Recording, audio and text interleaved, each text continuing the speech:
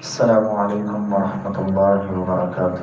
وعلیکم السلام ورحمۃ نحمده ونصلي على رسوله الكريم أما بعد فأعوذ بالله السميع العليم من الشيطان الرجيم بسم الله الرحمن الرحيم وإذا ناديتم إلى الصلاة اتخذوها هزوا ولعبا ذلك بأنهم قوم لا يعقلون صدق الله العظيم۔ مختصر حمد و ثنا کے بعد محترم بھائیوں دوستوں بزرگوں، کل کتاب المساجد کا اختتام ہوا اور آج سے ہم انشاءاللہ الرحمن کتاب الاذان پر بات کریں گے۔ اللہ تعالیٰ قرآن مجید میں فرماتے ہیں وَإِذَا نَادَيْتُمْ إِلَى الصَّلَاةِ کہ جب تم نماز کے لیے اذان دیتے ہو اتخذوها هزوا ولعبا تو وہ اسے مذاق کرتے ہیں اور اسے شغل بنا لیتے ہیں۔ ذالک بأنہم قوم لا یعقلون، اس کی وجہ یہ ہے کہ وہ بے وقوف ہیں، وہ عقل نہیں رکھتے، ان کو شعور نہیں۔ اور دوسرے مقام پہ فرمایا یا ایھا الذین آمنوا اذا نودی للصلاة من یوم الجمعہ کہ اے ایمان والو جب تم جمعہ والا دن نماز کے لیے اذان دیتے ہو تو فاسعوا الی ذکر اللہ، بس تم دوڑو اللہ کے ذکر کی طرف۔ تو محترم بھائیوں، یہ جو اذان ہے یہ اسلام کے شعائر میں سے ہے اور یہ مسلمانوں کی علامت ہے۔ اذان محترم بھائیوں یہ مسلمانوں کی علامت ہے۔ جب مسلمان مکہ سے ہجرت کر کے مدینہ آئے تو نماز کے لیے جمع ہونا یہ ایک مسئلہ پیش آیا اور اس پہ پھر اللہ کے رسول صلی اللہ علیہ وسلم نے اپنے اصحاب سے مشورہ کیا کہ کیا کیا جائے۔ تو تین قسم کی صورتیں جو ہے وہاں پہ پیش ہے۔ پہلے نمبر پہ کہ نماز کا وقت ہو تو تمام مسلمان جو ہے نماز کے لیے جمع ہو جائیں۔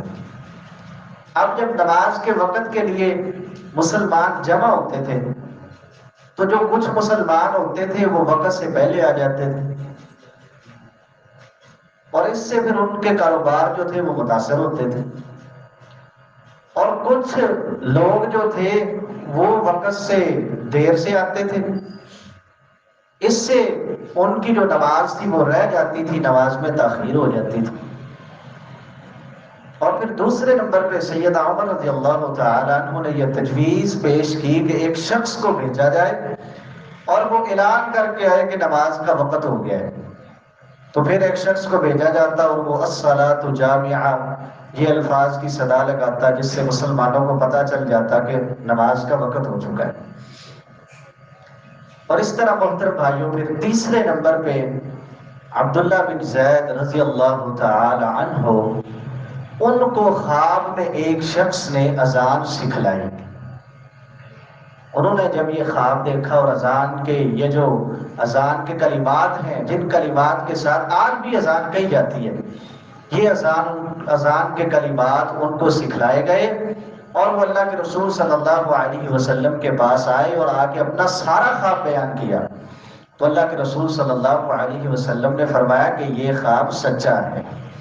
پھر آپ نے سیدنا بلال رضی اللہ تعالی عنہ کو وہی کلمات سکھائے اور پھر ان کلمات کے ساتھ اللہ کے رسول صلی اللہ علیہ وسلم نے سیدنا بلال کو حکم دیا کہ کھڑے ہو جاؤ اور نماز کے لیے اذان کہو، اور انہی کلمات کے ساتھ آج بھی اذان کہی جاتی ہے۔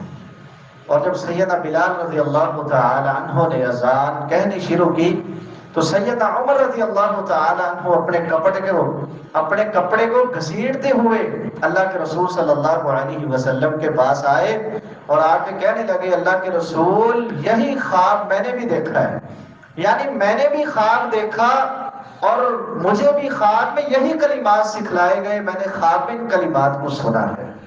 تو پھر محترم بھائیوں یہ جو اذان ہے اس کے ذریعے سے مسلمانوں کو نماز کے لیے جمع کیا جاتا تھا اور آج بھی انہی الفاظ کے ساتھ مسلمانوں کو نماز کے لیے جمع کیا جاتا ہے۔ اللہ تعالیٰ سے دعا ہے اللہ تعالیٰ حق بات کو پڑھنے سمجھنے، اس پر عمل کرنے اور اس کو آگے پھیلانے کی توفیق عطا فرمائے۔